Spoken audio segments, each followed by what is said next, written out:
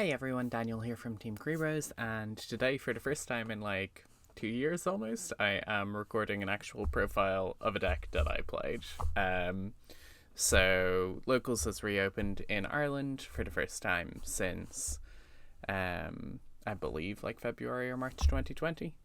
It's been going for a while, but I only just got a chance to get out to it.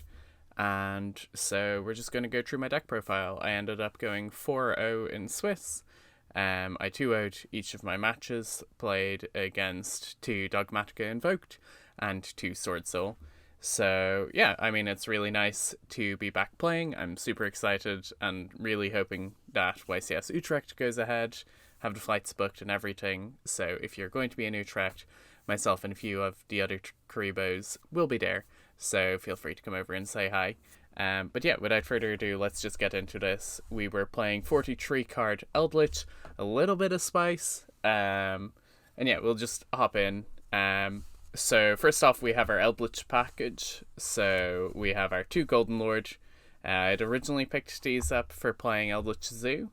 But that isn't really where I want to be in the format at the moment. So we're on to a slightly more pure build. So we have our 3 Scarlet Sanguine.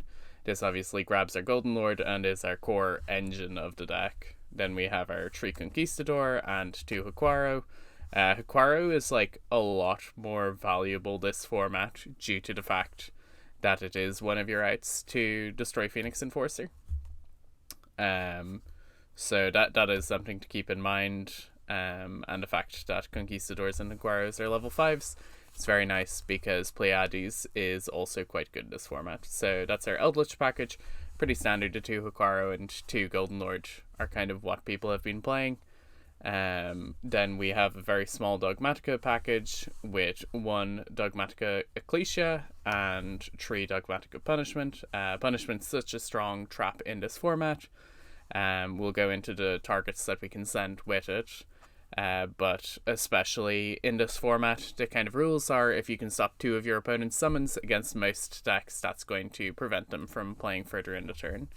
So quite a good card, and obviously it gives us access to Ecclesia if we don't have her already to search another Dogmatika Punishment. Then we have our draw power, so we are playing triple Pot of Extravagance and double Duality. I have seen people playing Card of Demise, and I've also seen people playing Prosperity. While I have access to those, I quite like this lineup. Duality has some nice uses in the deck, and also I like having a small bit of extra deck available. So being on like double Extravagance and Prosperity, where you're like, okay, well, I'm just going to get rid of my entire extra. I don't quite see the benefits of it. Duality, again, is also really important to try and find your Solemn Judgment if you don't have one, because with so many people maining cards like Lightning Strike in this format, it's quite, or Lightning Storm even, it's quite nice to kind of make sure that you have Spell and Trap interaction, which the deck can struggle with otherwise. Then we have our 2 wild cards. We have double Trap Trick. So if we don't have our engine, this pretty much always has to grab Scarlet Sanguine, but it also has a few more applications in this list. Obviously, we're playing triple Punishment, so we have access to that. And then we have our 2 other removal traps, which is triple Ice Dragon Prison and triple Torrential Tribute. So Ice Dragon Prison, Tribute, and Punishment all function exactly the same in the deck, which again is whenever your opponent has a critical amount of monsters on field, you're going to use one of these to interrupt where they are currently. IDP is like super high value at the moment. It's kind of awkward into Phoenix Enforcer because traditionally what you'd like to do with Ice Dragons is activate Ice Dragons, and you want the threat that you're wanting to get rid of to stay on board, but because Phoenix Enforcer can clear himself from the board, this card does struggle more than it did into something like Dragoon, where if you needed to act in a Dragoon board, you could activate Prison, they'd chain the effect, or you can even just chain it to his effect. But yeah, I've been finding it a bit more awkward than I did into Dragoon formats. I don't think I expressed it very clearly there. But then we have Torrential. Torrential often gets sided out, but a nice thing you can do is, because you're playing Trap Trick, you can side just single copies to keep your Trap Trick ratios alive. Then we're on Triple Solemn Judgment. Again, I don't think you can play a trap deck in this format and not be on Triple Solemn Judgment. Again, there's so many people maining Evenleys, maining Lightning Storms, so you need to at least have a chance of having outs to those. Additionally, a really nice thing with this, particularly with Swordsoul becoming so popular, is if you Judgment the Synchro Summon of a Swordsoul, they won't get the graveyard effects of Moye or Longyan or Taya. So yeah, Judgment, really high value. Just one of the best cards in the format because there's so many blowouts, in my opinion. Then we're on Triple Solemn Strike. Again, super valuable. Solemn Strike combos really nicely with Torrential and Ice Dragons. So yeah, really happy with this card overall. And again, kind of like negating Cherubini or other cards that people want to recur is really good. The sad thing, I guess, with Strike is Strike can't stop a Fusion Destiny and interacts very poorly with Phoenix Enforcer when he's on the field. So that's something to keep in mind. After our kind of hard traps, we have our Floodgates. So I'm currently on 2 Rivalry Tree Gozen. Gozen is quite nice in the format, in that it breaks a lot of the established boards if you have Gozen plus Strike. So if you're going second, you can set Gozen and Strike, activate Gozen when they respond. You just strike the first response. So for example, like Lyralisk is ending on a bunch of wins and the Utopia Link. This at least will clear the Utopia Link for you so that you can start to whittle down the rest of their board.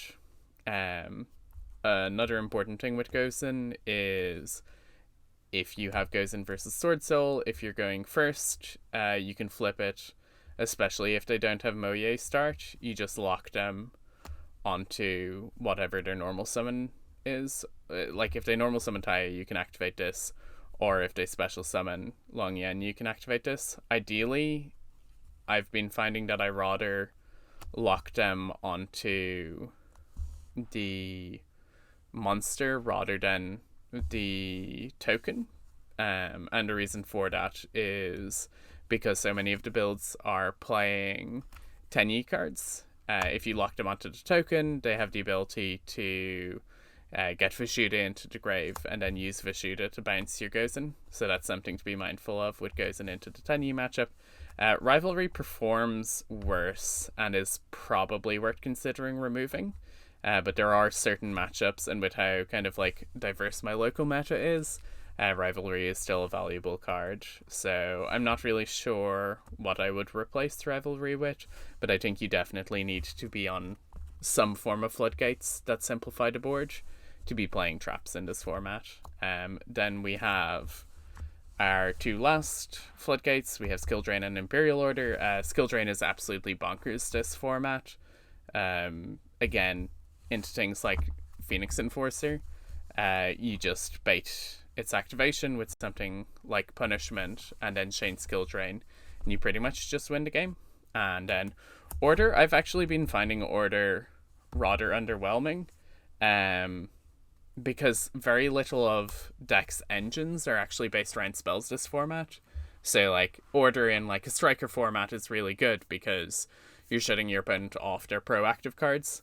In this format, I think you have to main Order because, again, people are just randomly playing Storms in the main, Twisters in the main, things like that. So you can get a lot of value from Order. And you pretty much just always flip it on the first spell activated. But it's important to note that Order generally isn't shutting down your opponent's actual engine itself because it is such a monster-heavy format. And then finally, we have triple Waking the Dragon. So Waking Dragon is something that I was just testing for this event. I don't know if I'll go forward with it, but basically the logic on it is because people are maining a lot of spell and trap removal and big board breaker cards, and just kind of shotgunning second in this format, which I think is completely reasonable. Waking Dragon kind of softly functions as Solemn Judgment's 4 through 6. So a really cool interaction with this is because we're playing Trap Trick, it means that effectively we have 5 Waking Dragons. It means that certain hands you're better to just set for if you either have the Waking Dragon or the Trap Trick. And basically, like, one of the things you can get with Waking Dragon is Dragoon. So if you're afraid of like an evenly matched, you can have your Waking Dragon set. If they evenly you, if you have no better keeps, you can just keep the Waking Dragon, hope that they pop it.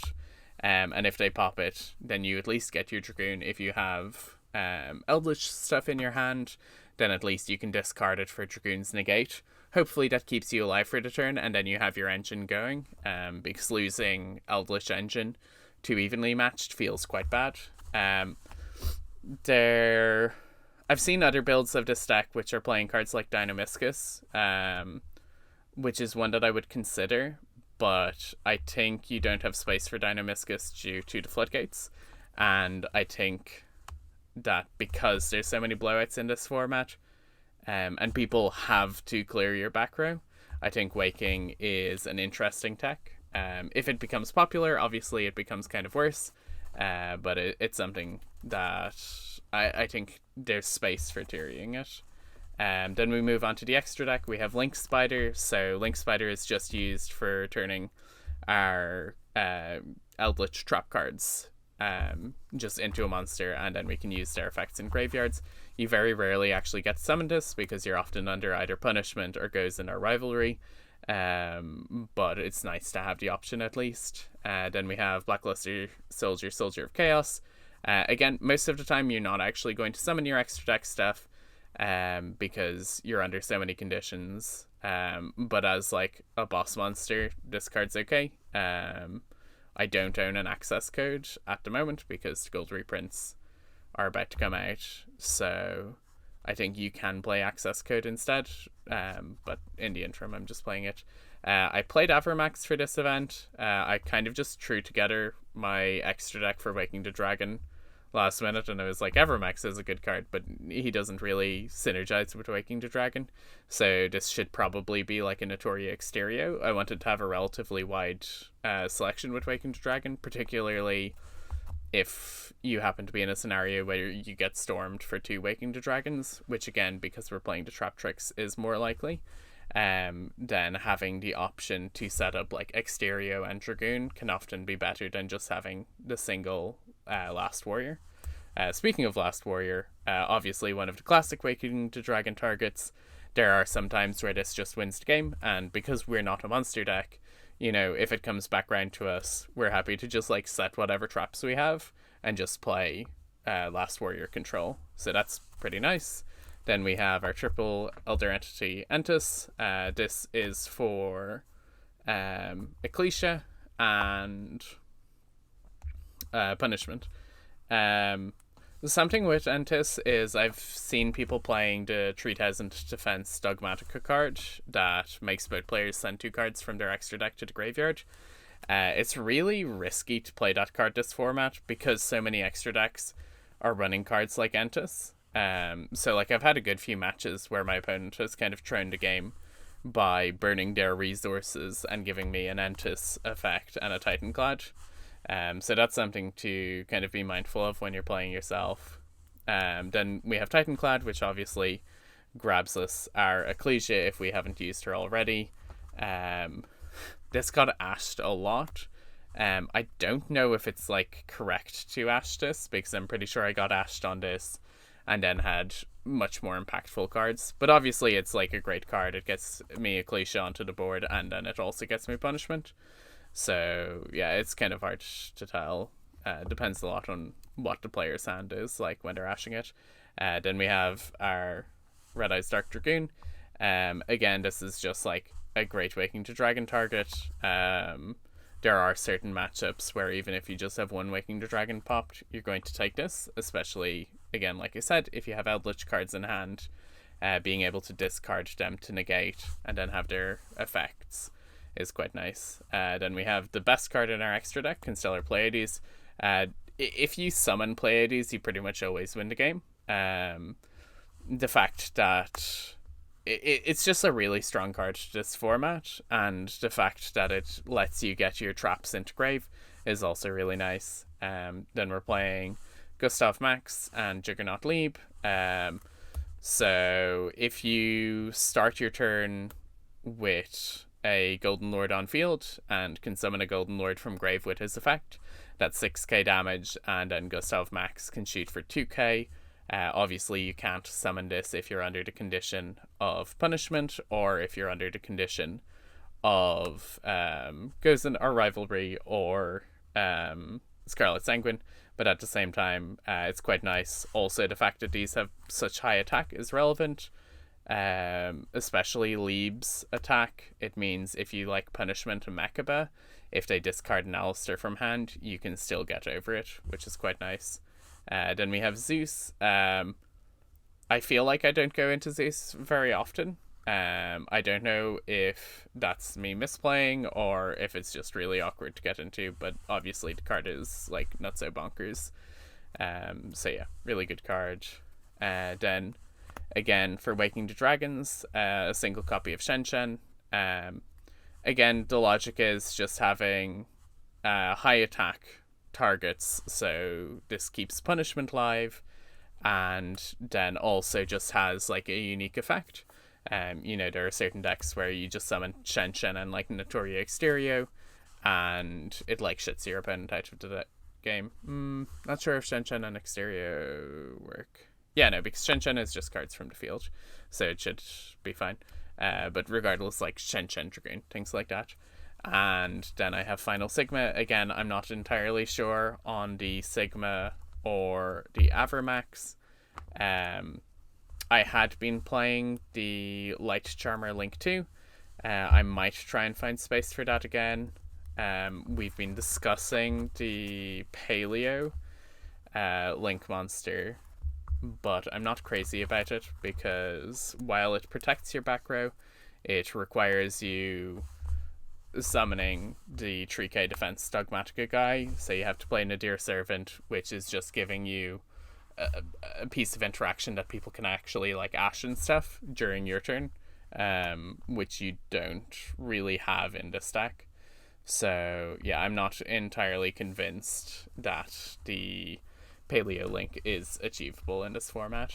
And then we get to the side deck. So we're playing triple Lava Golem. I'm between two minds between Lava Golem and Sphere Mode. There is like a small argument for Kaijus instead, because there's like one or two random things in the format, like Atagnister sets up a towers, which we really struggle with this deck. But I think because Atagnister is so uncommon, I'm happy to just accept that we have a bad matchup into it, hope that we win the dice roll game one, and after that, hopefully we just win. Then we're playing triple evenly matched, so if Lava Golem is coming in, Desire or Pot of Duality always has to come out. But Golem is really nice this format because it clears DPE and a negate.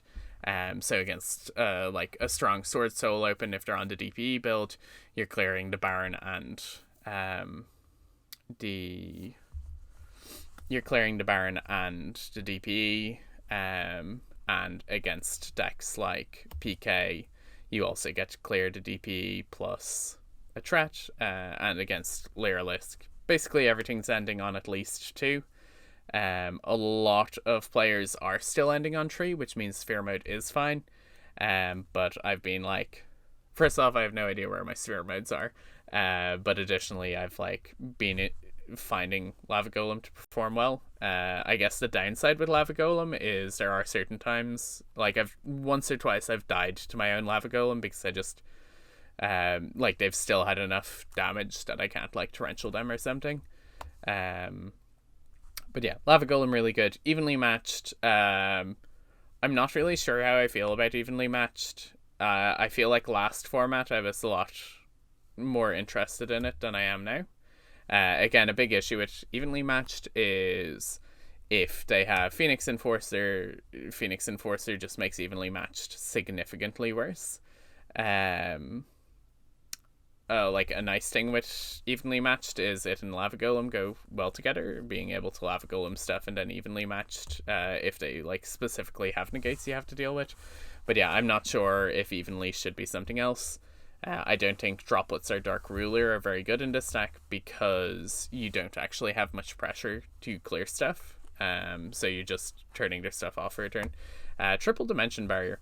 I never cited this even though I played against double Swordsoul, and part of the reason for that is it's really hard to tell if you're going to go first or second in this format, which is one of the reasons why Lava Golem is nice, because Lava Golem's going to be live pretty much all of the game.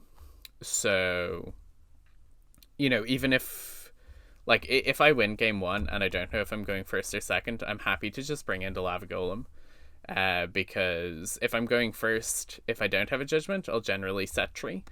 If I have the Lava Golem in hand, then I know that I at least can break whatever board they make, and kind of play true. So, I don't know.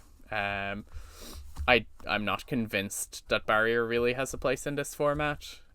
Because again, the issue is you're just time walking them for a turn, and when I'm playing a deck where my like standard damage output is like between 2, 5, and 4k, then you kind of need to time walk them for 2 turns, which again is why Rivalry and Gozen are just better cards.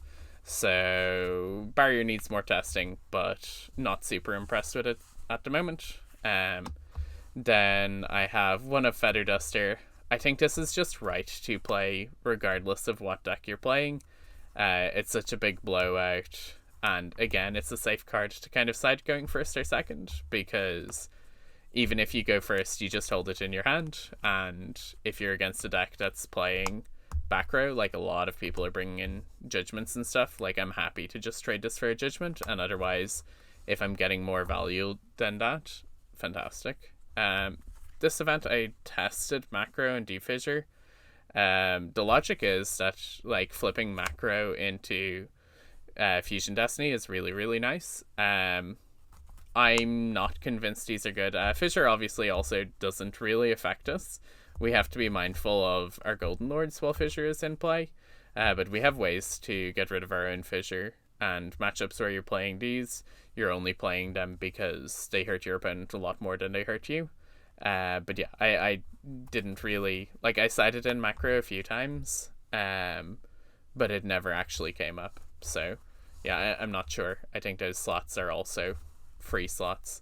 Red Reboot, I lost to this a bunch online, and it was like, oh, it's just the best card in the format. But after talking to teammates, Reboot isn't the answer here, but you do want more counter traps in the side, because like regardless what your opponent is on game 1, people are either on hand traps at the moment or they're on just all of the board breakers. But regardless, they're going to have evenlies and storms and stuff in game 2. So like game 2 and game 3, you could be playing something like Huge Revolution is Over or Starlight Road. Huge Revolution is just a better card than Starlight Road at the moment, and the main reason for that is Huge Revolution is Over banishes the Phoenix Enforcer, which is really high value. But the issue with it is if you're, if you have 5 set and one of them's Huge Revolution is Over, if your opponent evenly leads you just super dead. So I'm kind of like looking for interaction that's better. Dark Bribe is a consideration this format, but the issue with Dark Bribe as a card at the moment is that if your opponent has resolved Extravagance or Prosperity, I believe they just have to activate Prosperity and you can't Dark Bribe, and if they've resolved Extravagance, you can't Dark Bribe. You never want to bribe the Extravagance because essentially they've just resolved Extravagance at that point, but you're down a card instead of them being up 2 cards. So yeah, I'm not crazy about Bribe this format. I'm kind of going through I have a short list of like 10 cards that I want to test, including like the Eldlich trap card, the Eldlich counter trap, because you do want that spell and trap interaction. But yeah, so maybe I play a suite of extra counter traps and the reboot on top. But yeah, this is kind of memey. Like, the one nice thing with reboot is you can hold it in hand when you have a trap trick set, so that you still have the trap trick space. But that's probably dreaming too much. Yeah. And then finally we have double anti-spell fragrance. Again, these should probably just be a counter trap. Because again, you like flip anti-spell and then your opponent has evenly and you're like, cool, okay.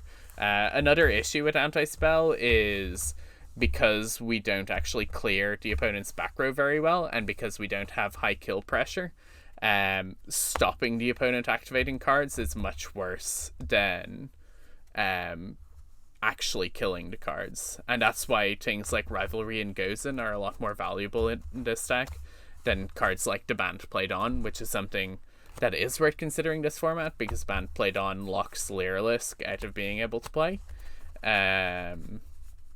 But yeah, so that's the overall build. In general, I was quite happy with it. I don't think people were prepared to play into the matchup, and I do think that I was fortunate that I only played into one person on a Phoenix Enforcer. So like, this card is really problematic for the trap decks in the format. If you are playing Phoenix Enforcer against the trap decks, you can't really afford to, like, if you go first and set up Phoenix Enforcer, you can't really afford to just activate Phoenix Enforcer blind. And the core issue with activating a blind Phoenix Enforcer, if he's popping himself, is first off, this deck's playing Haquaro. If you're playing Phantom Knights, then I can draw phase, IDP, banish this guy and your Rusty B. And then also I can just flip Rivalry or Gozen in the draw phase and prevent the Phoenix Enforcer from returning. So that's something that people should definitely be careful of in the format. But yeah, overall I was really happy with the performance of the list, I guess. As I've kind of noted, it's been pretty in-depth with kind of what I would be considering changing. I'm interested to kind of hear your thoughts, especially things like the Waking the Dragon. Is that just, like, am I just completely gone astray with the theory that it could be usable? And then also, like, how do you feel about Dark Bribe, Dimensional Barrier, things like that? Or what decks are you playing? Yeah, we'll be trying to post more videos here. Obviously, a lot of the team kind of took a big step back from the game. So we're just kind of slowly getting back into things. So I don't have a firm content schedule for you guys yet. But yeah, we have regionals coming up in Ireland. So more events coming soon, more deck profiles. And if you have any questions, feel free to just shoot me a message. Cool. Thanks for joining, and we will catch you next time.